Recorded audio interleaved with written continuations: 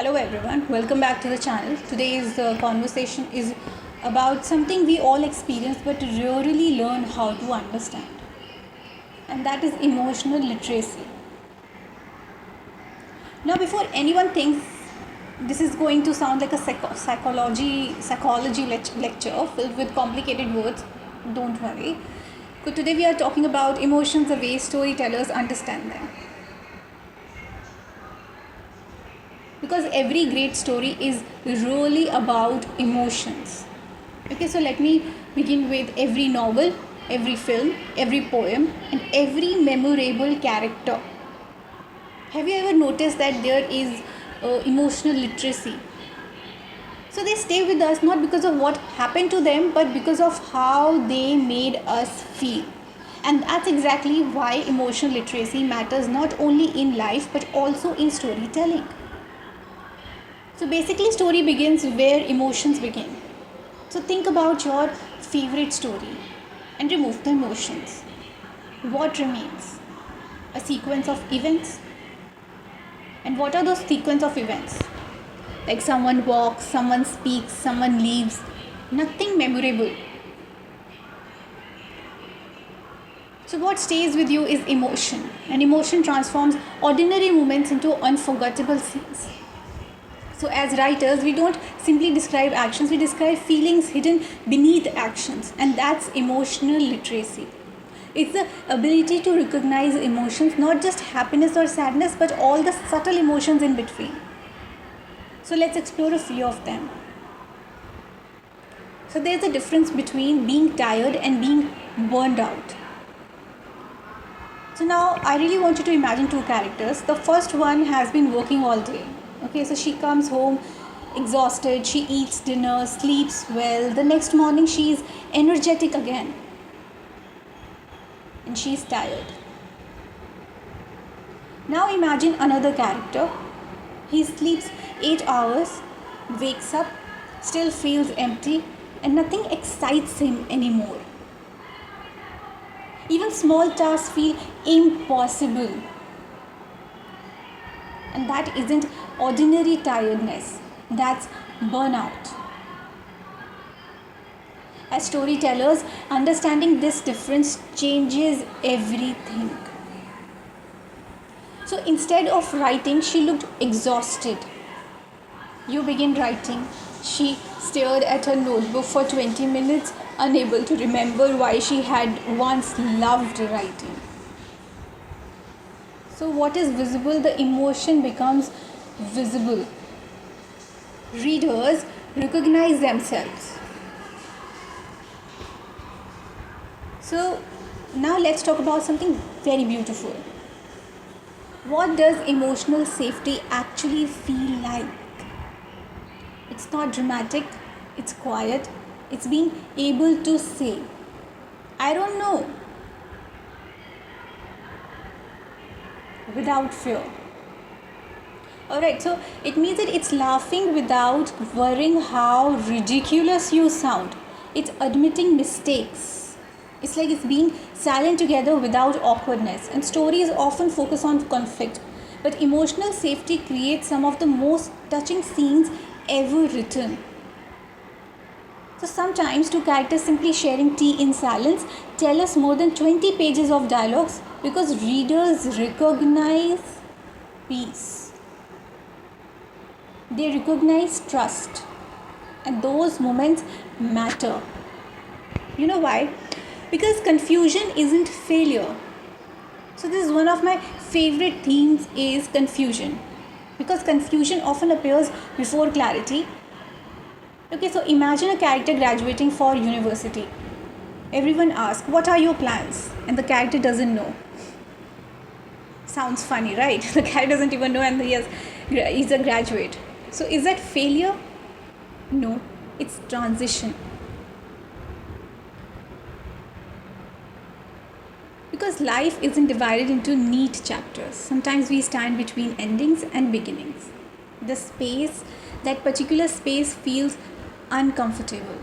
But it also where transformation happens because you go through a transition. So as writers, we should respect confusion, not rush past it. Some of the strongest characters spend chapters figuring themselves out, like real people do too, outgrowing spaces. So, have you ever returned somewhere that once meant everything? Like your school, your old neighborhood, your first workplace? Nothing changed. Yet everything feels different. Because you know what? You changed. People don't only outgrow clothes, they outgrow conversations. And the conversations are born out from, they are coming out from your dreams, habits, expectations, and sometimes even versions of themselves. So what are those versions of themselves? Are realizing them, teaching them that this is realization creates powerful storytelling. So instead of writing he left the town, write the streets were exactly the same, but they no longer recognized the person walking through them.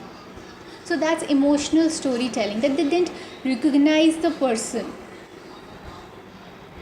Now there's observation is emotional literacy. So many people believe writers invent everything. Actually, great writers observe. They notice tiny emotional details. The hesitation before someone answers. The smile that disappears too quickly. The person checking their phone repeatedly. And the child quietly watching adults argue. And the elderly couple finishing each other's sentences. So these aren't just observations.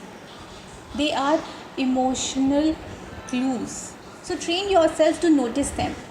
You will write better stories and you will understand people better too. You know why? Because there is every character who has an inner world. So when writing stories, avoid creating heroes and villains too quickly. Instead, ask questions. What are they afraid of? What do they secretly hope for? What do they regret? What are they pretending not to feel?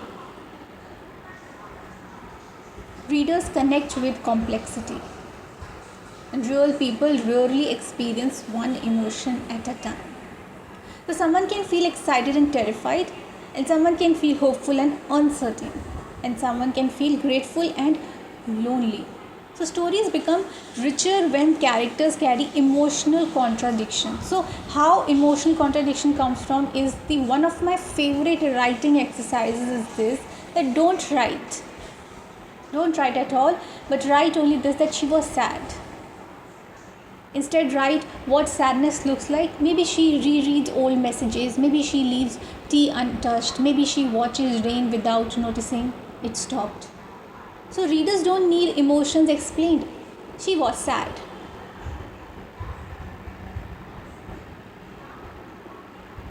They need emotions shown. So, that's storytelling. And how it helps? It helps in the external success doesn't always mean internal growth, because a character might achieve every dream, win awards, earn promotions, become famous. You still wonder, who am I now? Because growth continues beyond success. So that's why sequels exist. That's why you're supposed to understand the life in after every milestone, because characters continue evolving. So do we. So you're supposed to become more emotionally literate. So how do we participate in emotional literacy? It means that you're supposed to slow down, observe, journal, read novels, watch people respectfully, and listen more than you speak. And then ask yourself, what am I actually feeling? Not just am I happy?